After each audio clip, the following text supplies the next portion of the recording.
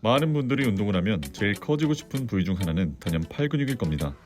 팔 근육은 옷을 입어도 노출이 되는 부분이 다른 근육에 비해 많아 팔 근육이 좋은 만큼 몸 전체도 좋아 보이게 되는데, 팔 근육에 의해 꽉 낀 반팔티는 모든 남자의 로망일 겁니다. 하지만 운동을 꾸준히 해왔음에도 불구하고 팔이 커지지 않는 분들이 있는데요. 그 이유는 팔 운동은 고립 운동이라는 고정관념 때문입니다.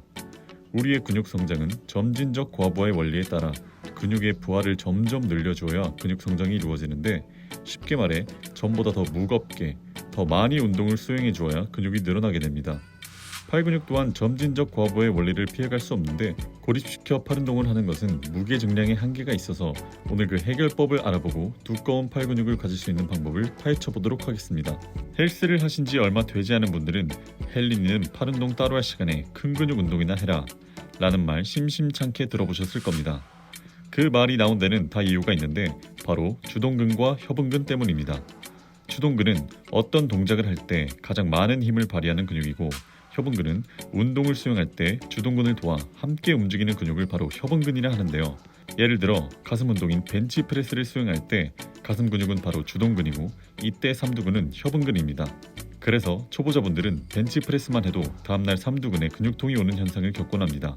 지금부터 주동근과 협응근을 응용시킨 대근육 운동으로 초보자는 물론이고 중상급자 역시 고립 운동보다 더 많은 중량을 다룰 수 있는 팔 운동을 설명해 드리겠습니다. 삼두근은 크게 외측두, 내측두, 장두라는 근육으로 이루어져 있는데, 저희가 알아볼 운동은 외측두, 내측두, 장두를 골고루 사용하며 익스텐션류의 팔 운동보다 삼두근 전체의 활성도가 훨씬 높은 운동을 알아보겠습니다.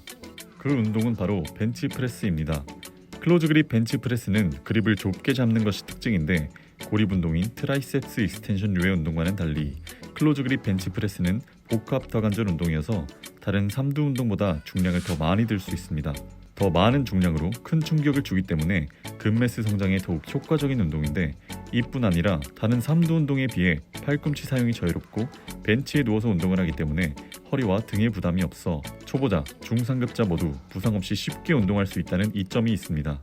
클로즈 그립 벤치프레스를 수행할 때는 벤치프레스를 할 때보다 그립을 더 좁게 잡아야 하는데, 최소 10cm에서 최대 어깨 너비까지 본인의 팔목과 어깨의 유연성에 따라 그립을 잡으면 됩니다. 처음에 적당한 그립의 너비를 모르겠다면 기존 벤치프레스 그립에서 점차 그 너비를 줄여보며 적당한 너비를 찾으시면 됩니다. 적절한 그립의 너비를 찾았다면 그 상태로 등을 가볍게 수축시킨 후 바벨을 볶고 천천히 내려가면 되는데, 이때 팔꿈치는 옆구리에 스치듯이 붙이며 내려오고 바의 위치는 가슴 하부 방향으로 천천히 내리면 됩니다. 발을 다시 밀어낼 때는 빠른 템포가 아닌 천천히 올리면서 삼두근에 최대한 자극이 갈 수 있도록 해야만 제대로 된 삼두 운동이라 할 수 있습니다.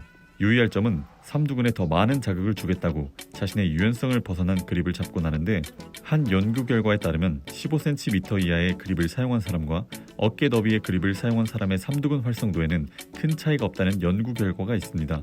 그래서 무작정 그립을 좁게 잡는 것이 아니라 자신의 손목과 어깨의 유연성에 따라 적당한 그립을 잡는 것이 포인트입니다.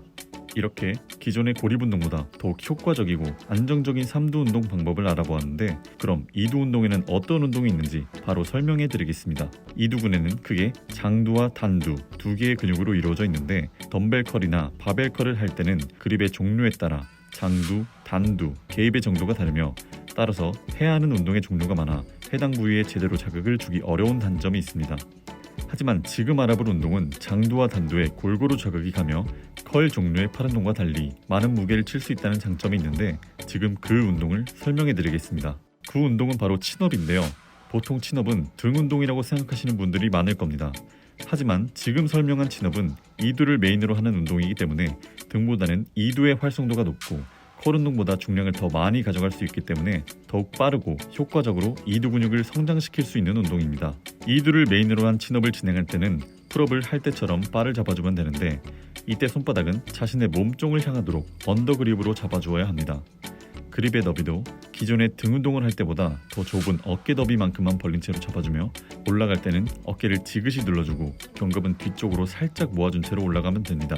기존의 친업은 수축할 때 팔꿈치를 몸쪽 뒤로 빼주어 등 근육을 수축시킨 형태라면, 지금 설명하는 친업은 수축을 할 때 팔꿈치를 오히려 앞쪽으로 빼주며 안쪽으로 모아주는 것이 포인트입니다. 이 운동 역시 빠른 템포가 아닌 수축감을 천천히 느끼며 올라가야 이두근에 큰 충격을 줄 수 있습니다. 직접 봉에 매달려 친업을 하기 어려우신 분들은 보조 밴드를 사용하거나 두 발 보조를 받으며 운동을 하면 수월하게 진행할 수 있습니다. 이 또한 어려우신 분들은 랩풀다운 머신으로 이두 운동을 진행할 수 있는데, 이 또한 앞서 설명드린 친업의 자세와 동일하게 진행해 준다면 같은 효과를 볼 수 있습니다. 팔 운동을 아무리 해도 팔 사이즈가 많이 달라지지 않아 답답하셨던 분들은 앞서 설명해드린 두 운동을 통해 점차 무게를 늘려가며 운동을 진행한다면 쉽고 빠르게 두꺼운 팔 근육을 얻을 수 있을 겁니다.